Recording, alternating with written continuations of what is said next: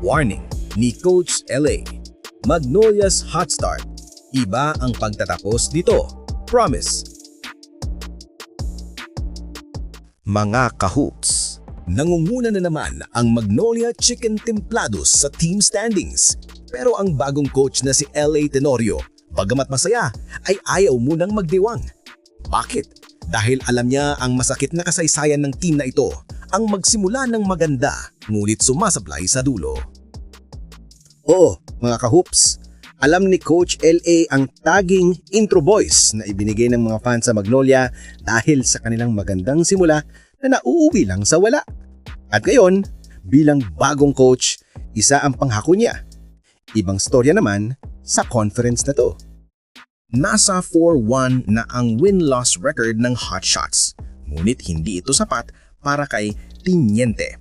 Sabi niya, yes, we're on top so far, but hopefully ibang storya naman moving forward. Ibig sabihin, hindi siya naniniwala sa mga introductory victories lamang. Ang gusto niya ay patuloy na pagbutihin at consistent ang laro hanggang sa finals. At paano niya ito gagawin? Sa pamamagitan ng isang bagay na hindi nagbabago. Depensa. Ito ang sikreto sa magandang simula ng Magnolia.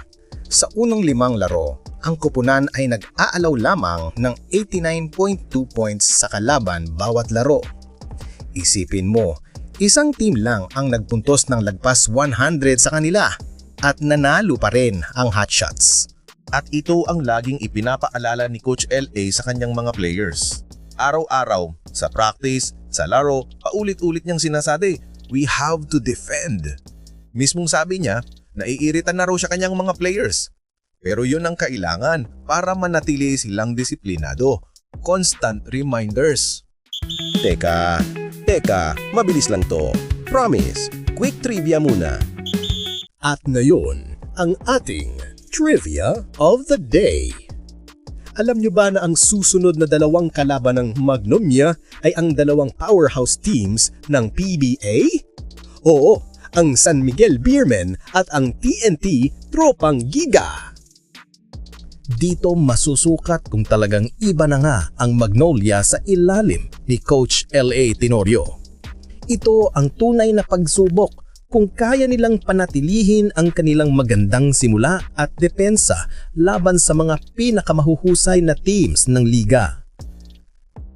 Narito ang aking analysis, mga kahoops.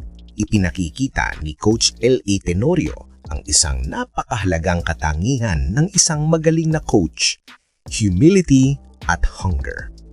Humility para aminin na hindi pa tapos ang laban at may mas mahirap pang pagdadaanan. At hunger para patuloy na maghangad ng pag-unlad araw-araw. Hindi siya nagpadala sa hype ng magandang simula. Sa halip, ginagamit niya ito bilang motivation para lalo pang i-improve ang kanyang mga players. Yan ang marka ng isang tunay na leader. Kaya mga kahoops, abangan natin kung magpapatuloy ang magandang takbo ng Magnolia. Sa tingin nyo, kaya ba nilang talunin ang San Miguel at TNT? O magiging intro voice pa rin sila? I-comment nyo ang inyong hula at suporta para sa Magnolia Hotshots.